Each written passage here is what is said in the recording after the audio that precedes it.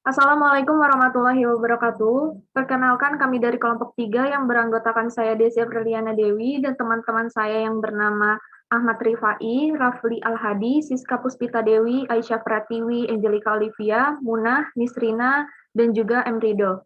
Pada kesempatan kali ini kami akan mempresentasikan materi mengenai fungsi perencanaan atau planning.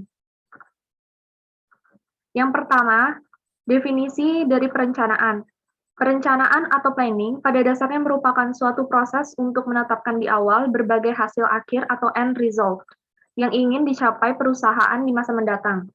Secara definisi, perencanaan diartikan sebagai proses penentuan bagaimana organisasi mencapai tujuan atau merealisasikan tujuannya. Dalam bahasa yang formal, diberikan pengertian bahwa proses perencanaan adalah bagaimana mengembangkan strategi dan tindakan yang didahului dengan proses analisis dan perumusan peluang-peluang yang diprediksi akan muncul.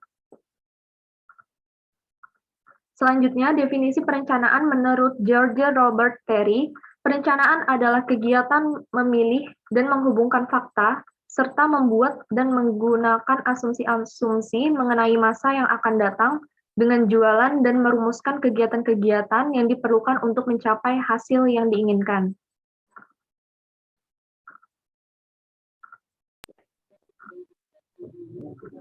Bentuk perencanaan berdasarkan ruang lingkup ada dua. Yang pertama, rencana strategis. Rencana ini dirancang untuk menentukan visi, misi organisasi, menetapkan sasaran, program kerja untuk mencapai tujuan organisasi. Yang kedua, rencana operasional. Rencana ini merinci detail pelaksanaan rencana strategis, baik berupa rencana sekali pakai, single plan, dan rencana baku standing plan yang dapat dipakai berulang-ulang. Contohnya, rencana sekali pakai adalah perencanaan dalam membangun pabrik baru. Rencana baku berupa penciptaan produser dan peraturan dalam pemutakhiran produk dan peningkatan layanan. Bentuk perencanaan berdasarkan jangka waktu ada tiga. Yang pertama, rencana jangka panjang, long term planning, yaitu perencanaan yang dibuat dan berlaku untuk jangka waktu 10-25 tahun. Yang kedua, rencana jangka menengah, medium term planning, yaitu rencana yang dibuat dan berlaku untuk jangka waktu 5-7 tahun.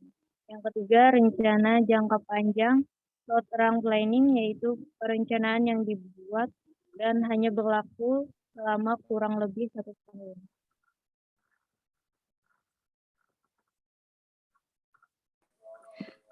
Manfaat adanya perencanaan. 1. Dapat membuat pelaksanaan tugas menjadi tepat dan kegiatan tiap unit akan terorganisir dengan baik menuju arah yang sama. 2. Suatu perencanaan yang akan disusun dari penelitian yang akurat akan menghindarkan kesalahan-kesalahan yang mungkin terjadi. 3. Suatu perencanaan memuat standar atau batasan tindakan dan biaya akan memudahkan pelaksanaan pengawasan. 4. Membantu para manajer untuk berorientasi ke masa depan sebagai pedoman untuk melaksanakan kegiatan sehingga aparat pelaksanaan mempunyai irama atau gerak dan pandangan yang sama untuk mencapai tujuan perusahaan. 6. Meningkatkan koordinasi dalam pengambilan keputusan. 7. Perencanaan akan menekankan kepada tujuan organisasi.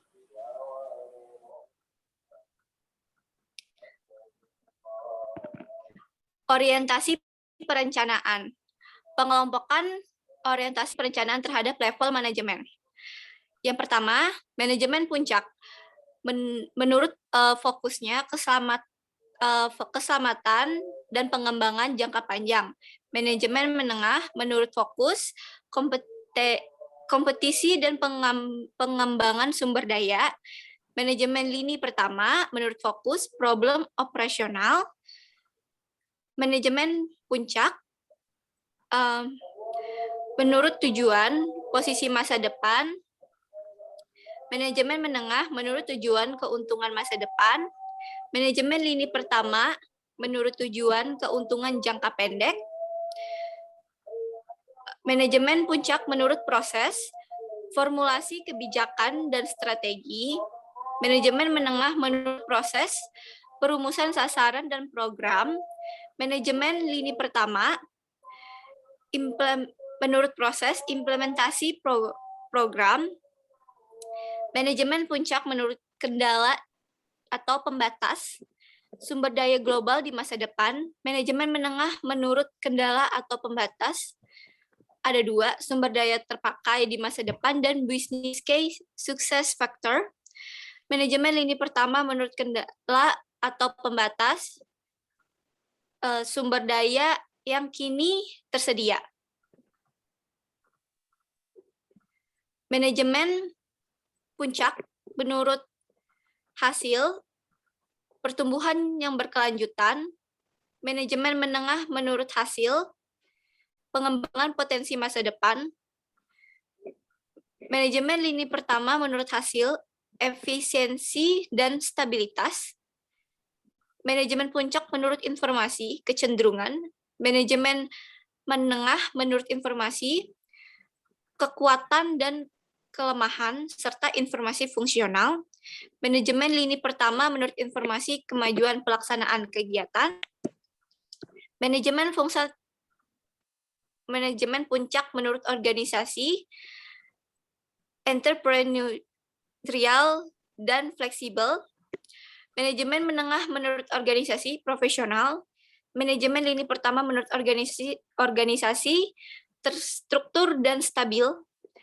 Manajemen puncak menurut pemecahan persoalan, ada 3, antisipatif, butuh pendekatan baru, dan beresiko tinggi. Manajemen menengah menurut pemecahan persoalan, pendekatan sistem, dan resiko rasional. Manajemen lini pertama menurut pemecahan persoalan ada 3, reaktif, berdasarkan pengalaman, dan berisiko rendah. Unsur-unsur perencanaan terbagi menjadi 4, yaitu yang pertama rasional, artinya dibuat dengan pemikiran yang rasional, tidak secara hayalan atau angan-angan, dan harus dapat dilaksanakan. Yang kedua, estimasi, dibuat berdasarkan analisa fakta dan perkiraan yang mendekati atau estimate untuk pelaksanaan yang akan segera dikerjakan. Yang ketiga, preparasi, artinya dibuat sebagai persiapan atau preparasi, pedoman atau patokan tindakan yang akan dilakukan atau bukan untuk yang telah lalu. Yang keempat, operasional, artinya dibuat untuk dilaksanakan untuk keperluan tindakan-tindakan kemudian dan seterusnya, bukan yang telah lalu. Perencanaan yang baik mengandung 5W plus 1H. Yang pertama, what, artinya tujuan atau tindakan apa yang perlu dilakukan. Yang kedua, when, artinya waktu, kapan hal tersebut perlu dilakukan. Yang ketiga, who, tenaga kerja atau siapa yang melakukan pekerjaan tersebut. Yang keempat, where, tempat atau di mana pekerjaan itu harus dilakukan. Yang kelima, why, keperluannya atau mengapa pekerjaan itu harus dilakukan. Yang terakhir, how, cara mengerjakannya atau bagaimana cara melakukan pekerjaan tersebut. Keterbatasan perencanaan. Beberapa faktor pembatasan perencanaan menurut Wijayawati tahun 2008. Yang pertama, fleksibilitas, yakni kemampuan untuk mengatakan perubahan atau penyesuaian terhadap situasi yang berubah, baik ditinjau dari sudut fleksibilitas pembuat rencana maupun fleksibilitas rencana itu sendiri. Karena itu, dituntut adanya kesiapan atau jalan keluar apabila rencana yang disusun ternyata dalam pelaksanaannya mengalami hambatan. Yang kedua, biaya, yakni biaya yang dikeluarkan untuk penelitian pendahuluan maupun untuk peramalan situasi mendatang. Dalam hal ini, biaya yang dikeluarkan tidaklah kecil. Yang ketiga, waktu, yakni waktu yang tersedia untuk menyusun rencana pada umumnya sangatlah terbatas. Yang keempat, rencana, yakni rencana yang dibuat berdasarkan data waktu lampau dan asumsi-asumsi tentang masa mendatang. Pendekatan proses perencanaan terbagi menjadi 3. Yang pertama, perencanaan dari dalam keluar atau inside out, yang memfokuskan pikiran dan tenaga pada apa yang telah dilakukan dan melakukan sebaik mungkin, atau perencanaan dari luar ke dalam, outside in, yang berdasarkan analisis luar dan penyesuaian ke dalam sambil memanfaatkan kesempatan yang terbuka yang belum dilakukan orang lain. Yang kedua, perencanaan dari atas ke bawah atau top-down planning, di mana pimpinan menentukan tujuan-tujuan umum dan memberikan manajemen tingkat bawah membuat rencana berdasarkan batasan-batasan tersebut, atau perencanaan bawah atas atau bottom-up planning yang mulai dengan rencana yang dikembangkan dari tingkat bawah tanpa batasan. Yang terakhir, perencanaan situasional atau contingency planning yang meliputi identifikasi tindakan alternatif yang dapat dipakai untuk mengubah rencana semula bila situasi berubah menurut waktu. Proses perencanaan akan menjadi sebuah tindakan jika tahapan ini merupakan salah satu tahapan atau program kerja dalam sebuah organisasi, misalnya dalam melakukan transformasi dari input berupa people, uang, material, mesin, informasi, menjadi output yang berupa rencana organisasi, harus terjadi proses perencanaan yang matang. Tahap perencanaan, proses perencanaan terdiri dari berbagai langkah-langkah atau tahapan-tahapan yang sistematis. Menurut Samuel C. Serto, perencanaan terdiri dari 6 tahapan. Yang pertama, menyatakan tujuan organisasi. Yang kedua, menyusun daftar alternatif untuk mencapai tujuan. Yang ketiga, menyusun asumsi sebagai dasar untuk setiap alternatif. Yang keempat, memilih alternatif terbaik untuk mencapai tujuan. Yang kelima, menyusun rencana atas alternatif yang terpilih. Yang keenam, mengubah rencana menjadi tindakan. Perencanaan organisasi. Perencanaan organisasi merupakan masukan paling penting dalam proses perencanaan untuk mendapatkan keluaran berupa rencana organisasi yang efektif. Untuk itu, dibutuhkan kualifikasi, tugas, dan evaluasi dalam merencanakan bagaimana sistem manajemen organisasi mampu mencapai tujuannya. Para manajer harus mampu memiliki 4 kualifikasi primer dalam melakukan proses perencanaan. Adapun perencanaan organisasi terbagi menjadi 4. Yang pertama, harus memiliki pengalaman praktik yang memadai dalam organisasi. Yang kedua, harus mampu mengganti pandangan organisasi yang sempit yang dimiliki menjadi sebuah pandangan yang menyeluruh terhadap organisasi. Yang ketiga, harus memiliki pengetahuan dan ketertarikan atau minat pada tren sosial, politik, dan ekonomi yang dapat mempengaruhi masa depan organisasi. Yang keempat, harus mampu bekerja sama dengan orang lain. Evaluasi dalam perencanaan. Evaluasi perencanaan adalah penilaian yang sistematis pada aspek lingkungan sosial, ekonomi, fiskal, dan implikasi infrastruktur pada guna lahan rencana pengembangan. Dalam teori, evaluasi merupakan perbandingan kualitatif dan dari alternatif rencana pada hasil yang aktual atau potensial dari tujuan dan sasaran yang dipilih. Seperti terlihat pada gambar siklus manajemen Monet. Fungsi monitoring dan evaluasi merupakan satu di antara 3 komponen penting lainnya dalam sistem manajemen, yaitu perencanaan, pelaksanaan, dan tindakan korektif melalui umpan balik. Sebagai siklus, dia berlangsung secara intens ke arah pencapaian target. Evaluasi dalam perencanaan sejalan dengan pelaksanaan rencana, maka harus dibarengi dengan evaluasi hasil sebagai tindakan korektif apabila rencana tidak mampu menjawab tujuan yang diinginkan. Evaluasi dalam perencanaan dapat dilakukan sebelum dan setelah kebijakan diimplementasikan. Ada dua tipe evaluasi perencanaan, yaitu yang pertama pre-adoption evaluation, yang kedua post-adoption monitoring dan evaluasi. Para perencana memiliki 4 tugas utama dalam mengevaluasi rencana yang telah disusun. Evaluasi yang dilakukan dalam proses perencanaan seperti pertama, sejauh mana tingkat keberhasilan terhadap tujuan. Yang kedua, berapa banyak persoalan penting yang telah dapat dipecahkan dan apakah timbul persoalan baru. Yang ketiga, berapa besarnya pengorbanan, misalnya biaya yang diperlukan untuk mencapai hasil-hasil tadi. Yang keempat, apakah ada hasil sampingan yang bermanfaat bagi organisasi. Memaksimalisasi efektivitas proses perencanaan.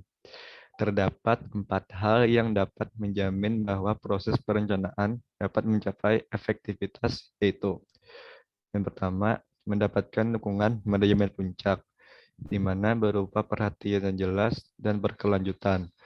Yang kedua, proses perencanaan yang didesain dengan baik. Yang ketiga, perencanaan yang berfokus pada implementasi. Yang keempat, mengikut sertakan orang-orang yang tepat.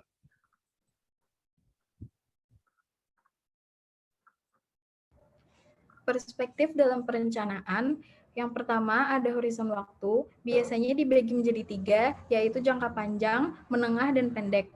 Semakin panjang horizon waktunya, maka tinggi ketidakpastian yang dimilikinya atau akurasinya relatif rendah. Horizon waktu terbagi menjadi 3, yaitu perencanaan jangka panjang. Perencanaan ini menjangkau waktu sekitar 20-30 tahun ke depan. Rencananya hanya berbentuk garis-garis besar dan bersifat sangat strategis dan umum.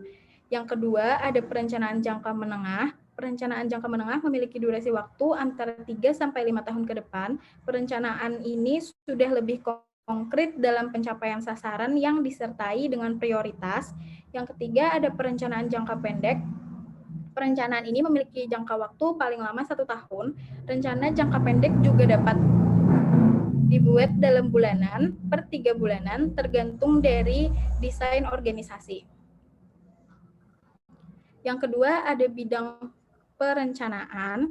Karakteristik perencanaan sangat tergantung dari bidang yang direncanakan. Misalkan, rencana produksi adalah untuk menjamin pasokan permintaan pasar, baik kuantitas maupun kualitas, serta waktu produksinya. Tetapi rencana pengembangan sumber daya manusia ditujukan untuk meningkatkan kemampuan teknis dan interpersonal dikarenakan jumlahnya karyawan sudah optimal. Yang ketiga, ada elemen rencana.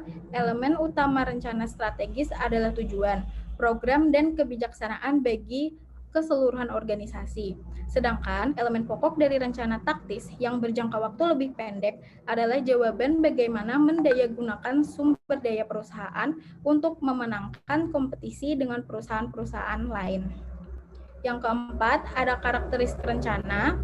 Karakteristik rencana sangat tergantung dari tingkat kepastian lingkungan. Apabila tingkat persaingan semakin ketat, maka karakteristik rencana juga semakin tidak pasti. 5. Unit organisasi. Perencanaan usaha yang mencakup keseluruhan organisasi jauh lebih rumit dibandingkan dengan perencanaan untuk sebuah unit organisasi. Perbedaan kerumitan ini misalnya dapat dilihat dalam aspek perspesi dan wawasan tentang masa depan, mekanisme perencanaan dan kendala perencanaan serta ukuran-ukuran keberhasilan untuk menilai formasi pelaksanaan rencana. Tabel perspektif untuk setiap bentuk perencanaan, yaitu 1. Horizon waktu, deskripsinya adalah jangka pendek, 2. Jangka menengah, 3. Jangka panjang. Yang kedua, bidang perencanaan, deskripsinya yaitu produksi, riset, pengembangan produk baru, keuangan, 5. Pemasaran, 6. Sumber daya manusia. 3. Elemen rencana. Deskripsinya adalah aturan, prosedur, anggaran, program, strategi, sasaran, tujuan, arah, kebijakan, dan cita-cita. 4. Karakteristik rencana. Deskripsinya adalah murah atau mahal, rasional atau tidak, rahasia atau tidak, strategis atau taktis, kualitatif atau kuantitatif, penting atau kurang, komprehensif atau tidak, mendesak atau tidak. 5. Unit organisasi. 1.